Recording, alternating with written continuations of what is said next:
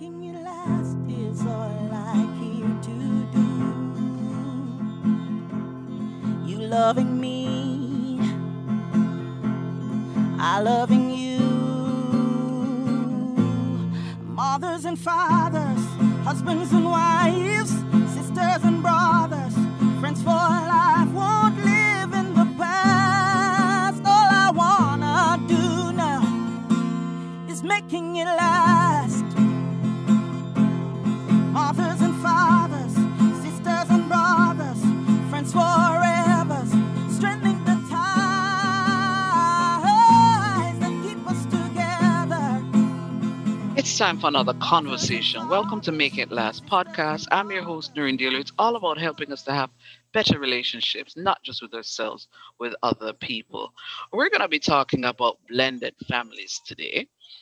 What is a blended family and how can society encourage this non-traditional style? We're going to be talking with Nicole Odom-Hardnett. If I messed that up, Nicole, correct me. No, you did very well. Thank you. All right, good stuff.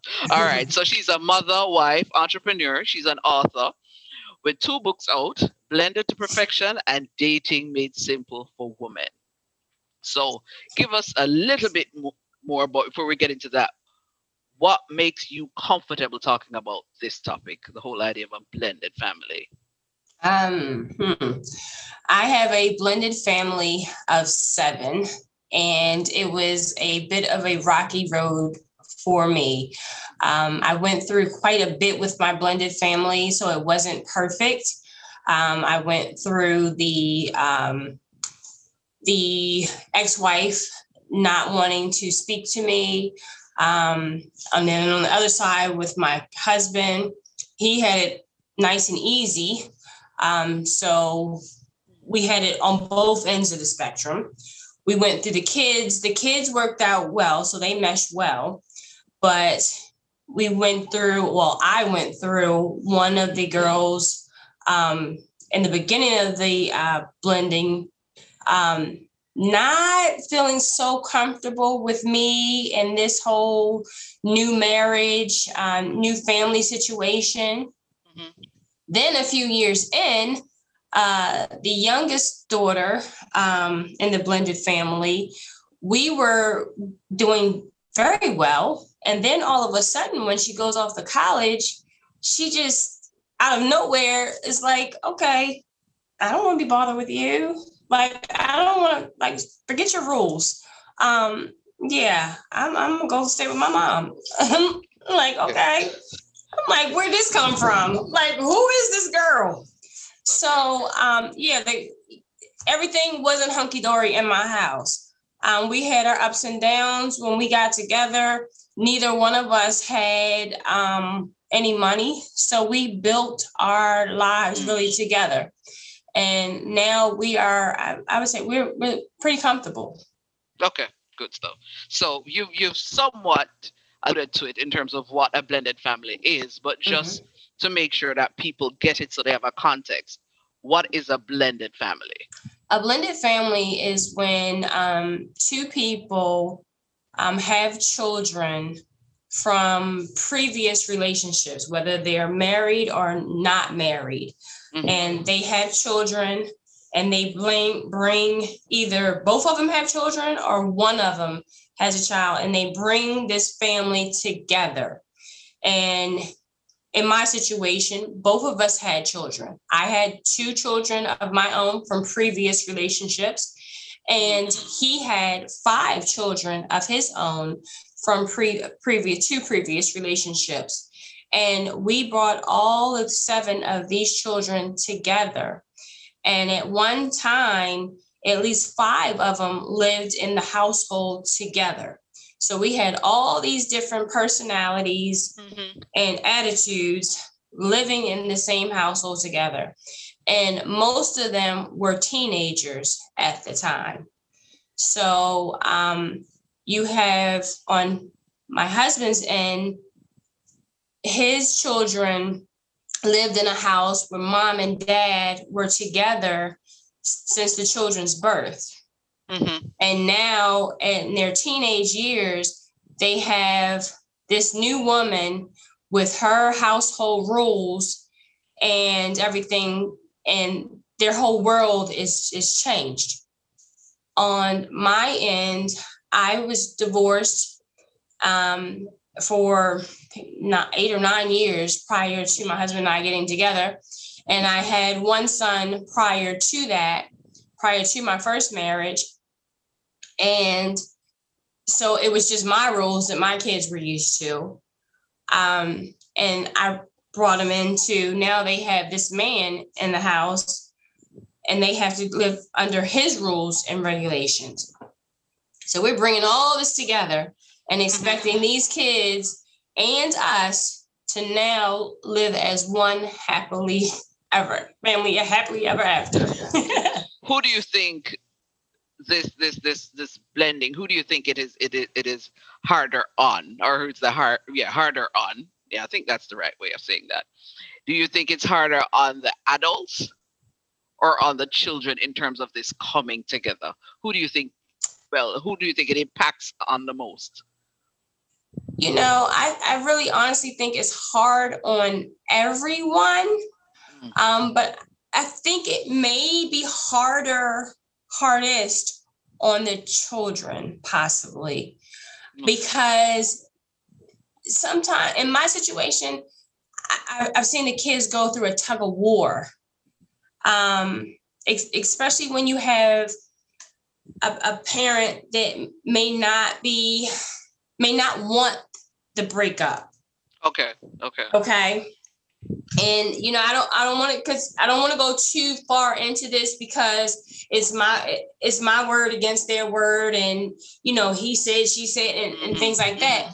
And another person's not here to defend themselves. But when you have someone feeding into a child with adult information, which should never happen. Okay. And it's their parent. And you're giving this child, I don't care if they're 17 or 8, they're still a child. They haven't gone through life. They haven't gone through an adult relationship. So they don't know what you've been through as mommy or daddy and what they physically have gone through. So when you expect the child to be on mommy or daddy's side, that is unfair. And it should never, ever happen. What mommy and daddy are going through is not that child's business. And go ahead. So the child should not be forced to take a side. And that's what happened in my situation. The child was being pulled back and forth.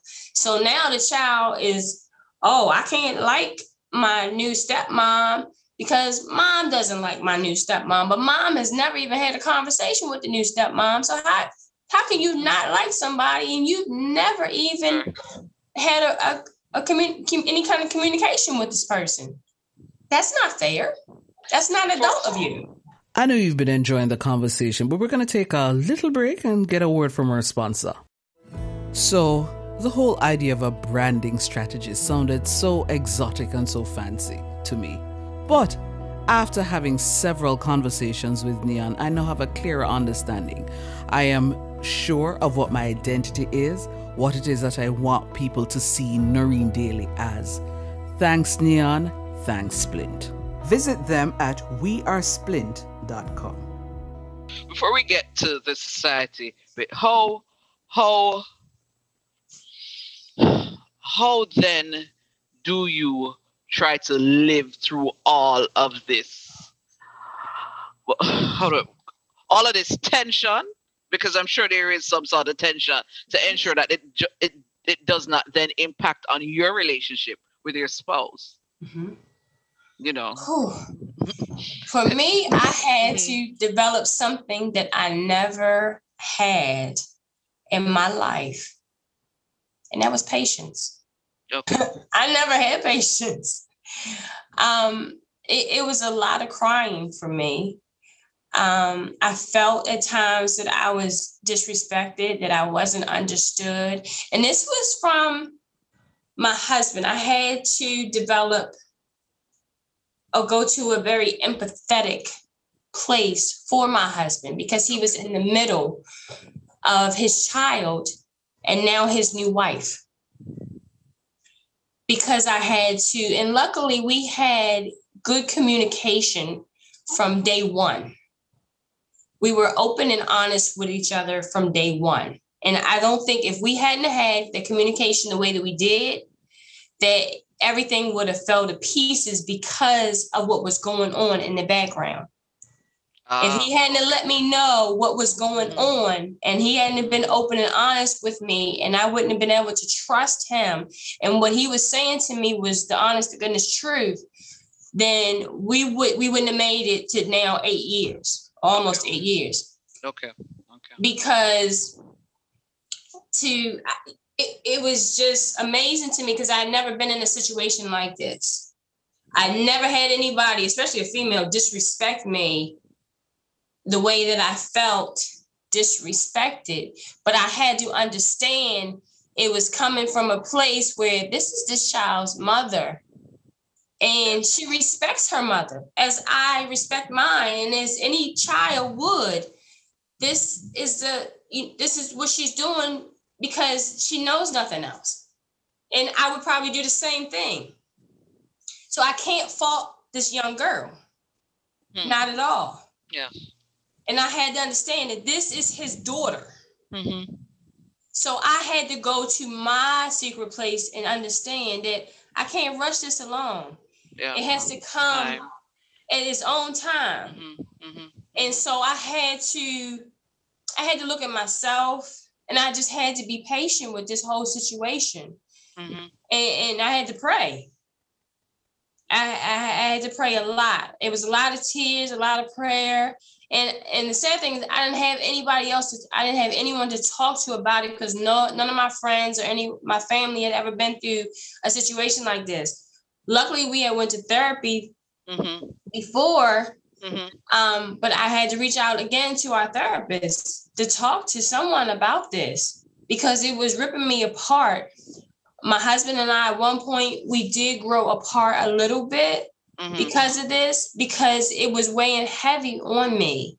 But again, I had to take myself out of the equation and just let it be. I just made him aware of how I was feeling and just entrusted he would handle it. And he did. So we've spoken a lot about in terms of what happens internally. So now we're going to get to the other side of it. How then do you think society can help to encourage this non-traditional side? Because the reality is that it is happening. You know, there are blended families out there and some of them still not knowing how to, maneuver the different dynamics, with the merger, so to speak. So how then can society help with all of this and encourage this? Because most textbooks, I am sure, still have the whole ideal as, making sure it's a nuclear family. So for some people, this is still a new concept. Yes? So how then can society encourage, this non-traditional style?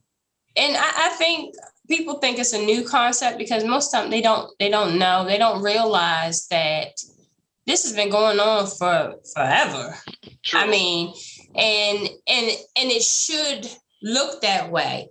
Most people don't know that my youngest son has been raised by my husband, which is his stepdad. Everyone assumed that my husband is his biological father because it looks that way. He treats him as if he is his own. And that's the way it should be. If I married him with that type of intention, we had that type of conversation. I just think when you bring someone in, it shouldn't look like, oh, that's your stepdad. And that's how society, portrays it. Oh, that's your stepdad, that's your stepmom. But because everyone is so standoffish and you're just there because of the spouse. But when you have children involved, you have to be there because of the children too. We're a package deal. Right. And I think society doesn't necessarily, I don't know if they see it that way, or sometimes when people get married and they have kids, they don't see it that way. And I think that is the problem. Oh, you can't talk to my kids like that, or you can't say this or that. And I think that's how society sees it. And that's why they think that this is a whole new era, a whole new concept of blended family. But it's not. There's been people raising other people's children or non-biological children forever. Yeah. That's true. So what are some of the things that you think that people in society, because of course, society isn't this big other that's out there. We are part of society. So what then do you think can be done or should be done by those of us who can do something to just help to encourage, blended family? I think don't ostracize the fact that, oh, that's your stepmom or that's just your stepdad. She's not your biological, or things like that. Those type of things shouldn't be said, and the step parent shouldn't be treated so much different than anyone else, because you don't know the situation inside of that household. I don't think it's really fair. Like my husband, I put his name on paperwork because my ex-husband, he's non-factor to me.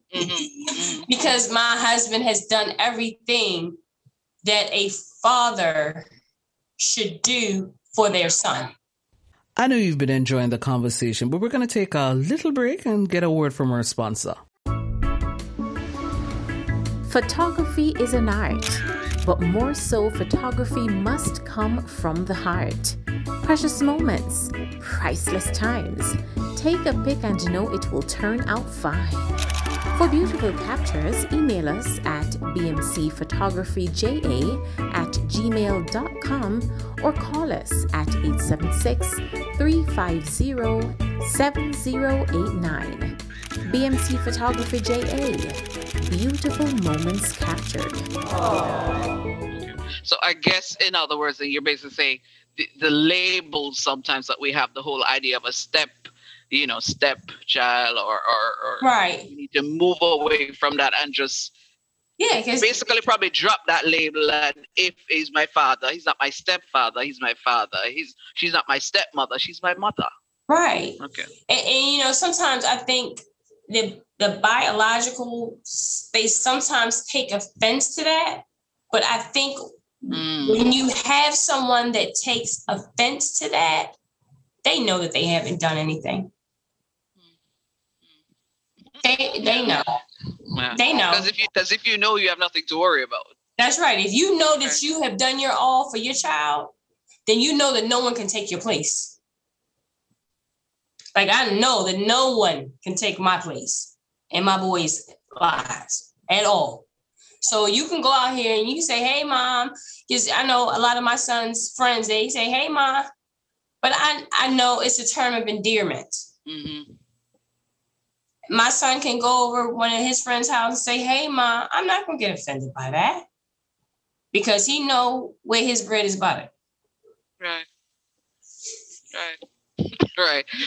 You said a lot, but if it is that there's somebody who's listening and they're like, I don't know, I am still thinking that we need to aim or try to achieve that quote unquote long time ideal, which is a nuclear family. What's your response to that?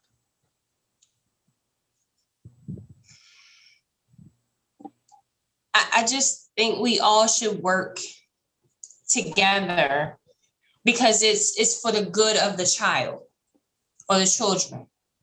All of us, we should be a team. It's our children. They belong.